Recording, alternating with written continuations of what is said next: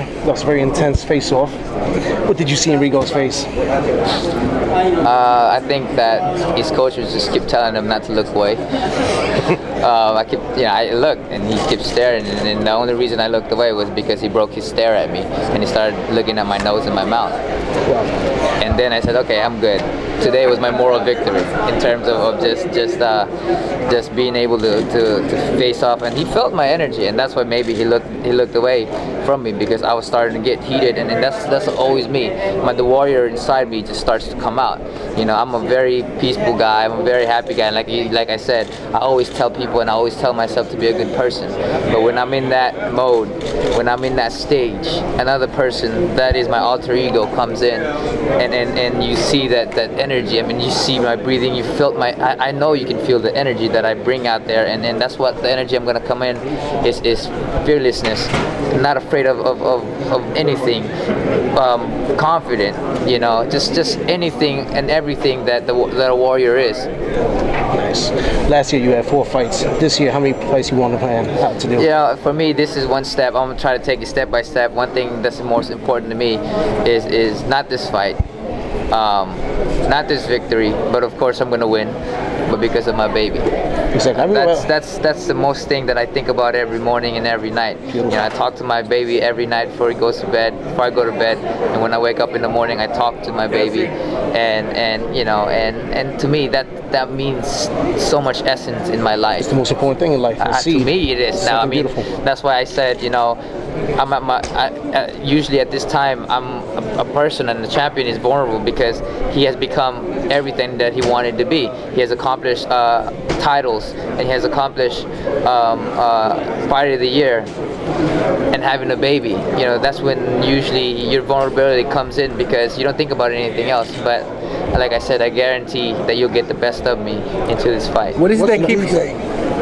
July 22nd.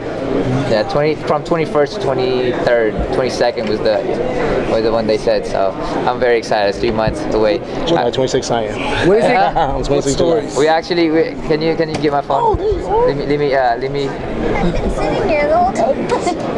Hold on, let me see. Important question. Where's my time? With Vasquez Jr., you ruptured your left hand vein, and then I remember the fight Nishioka, sorry. That's the fight time right there. Yes. 3. Wow. 3, that Rigo fight, and that's my baby Jarrell Michael. 101 days and 14 hours, wow. 33 minutes and 37 seconds. Good stuff, man. Now, with that ruptured left hand with the vein, and then I remember the Nishioka's fight. I seen the left hand was kind of bloody too, man. How is that with the hand right now? How is it? It's good. I mean, I haven't had any problem with the hand, so you know, I got a good rest. When I fought Arce, I didn't do anything with it. There was no injury, so from the Nishioka, after the fight with Nishioka to now, my hand's been healing, so it's been good. How long was this whole training camp for this fight? We had about 2 months into this training camp, so we're well prepared. Who did you spar with? I've sparred. I'll see you later, brother. I sparred with Eric De Leon and Victor Pasillas. They're prospect, great left-handers. I think they're going to be the future of boxing. So Nonito, tell me, where does that warrior spirit that you were talking about come from? Because you know, stories that you've told me are that like you were kind of like a smaller guy, you know, weren't the imposing warrior that you are now. Where does that come from? Throughout the years, you learn to become brave. You know, you learn to become strong. You learn to become confident. But one thing for sure, you learn to be who you are. And so for me, when I'm inside that ring, I kind of psych myself out in thinking that it's a gladiator ring, that it's the last day that I'm going to be on earth if I don't win. So that's the mentality that I have, and because also I don't want to see sad faces. Have you ever been in a position in your life where you were like bullied and stuff like that? Did you ever experience that? Oh yeah, I've gotten where people would just run in front of me and just jump kick me and hit me in the knee, or just grab my neck and knee me in the playground, and I'm on my floor, I'm on the ground, the grass, and like gasping for air, or somebody would just come up and flick my ears, you know, or just smack the back of my head. Was this because of your nationality? Yeah, and I didn't speak English back then, you know, my English wasn't as good. you know, and I didn't actually understand, and that was a time when you were very vulnerable. You didn't know how to protect yourself. You couldn't really even explain properly, you know, the things that had happened to you, or for me. So it was a time where, you know, I would just come home crying. You know, it was just like, my life is worthless. Why am I here? When did that change?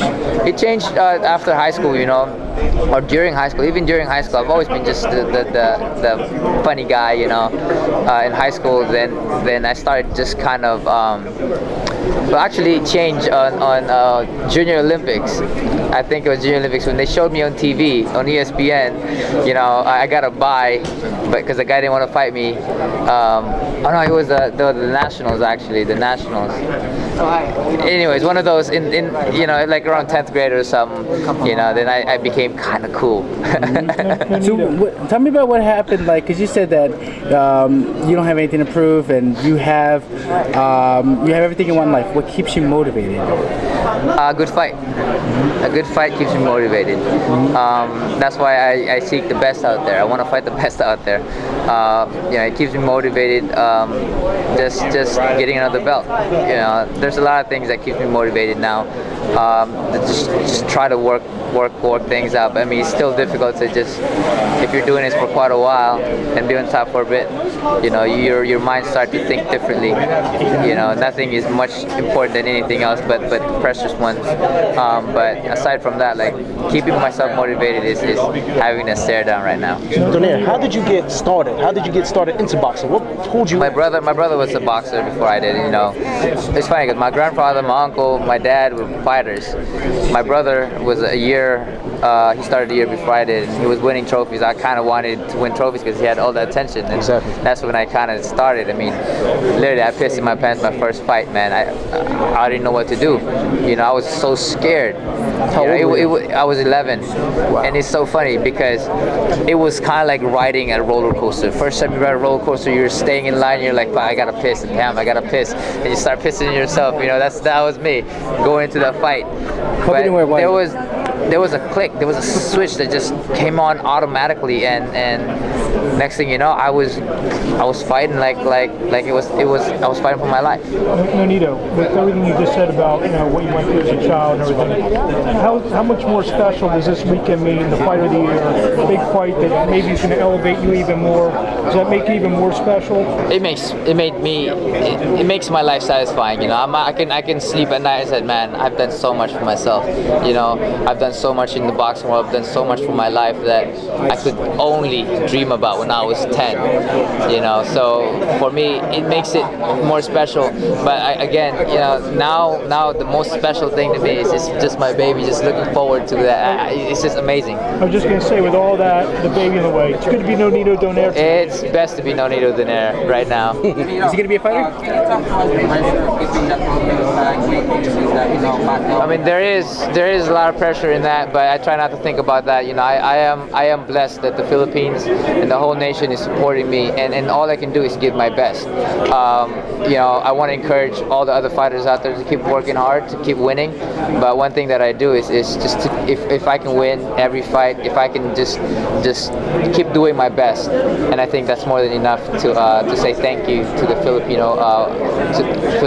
the Philippines. You know, but I don't know. You know, it's just gotta keep doing it. Donaire, you are the poster child for the anti-doping testing. Now, do you feel there are a lot of boxers out there that are using enhancements? I think there's a few out there that are doing it. I think that, you know, I don't, if other sports, because you already know the advantage of using it, you know, you already know the advantage of being on it. So, and for people, they like to take advantage. That's just in our nature too. Yeah, there's people that you can, there's good people, and there's also not that good, not as good people out there, you know. But I believe that in every sport, I think that there's a few out there that are taking advantage of other people. Exactly. A couple last. For this fight, I think 5 times. And those are all BADA tests? Those are BADA tests, random tests. Nonito, my final question is, you know, like they were saying before, do you feel that this was the greatest period in Philippine boxing history, the last 10 years? Right. And do you feel that you are like the last bastion of that era? I mean, you can say that for this era, but I think that there's just a lot of kids coming up in the Philippines now who are incredible fighters. Who's some of the guys that you look at? Well, the Peñalosas are the names out there, but there's other guys out there from the Ala gyms who are tremendous fighters as well. So I think that this is just the beginning of it. You know, Pacquiao started where the path I'm leading, and I'm pushing that path to the other kids out there who's going to come up and push that path farther. Donaire, do you feel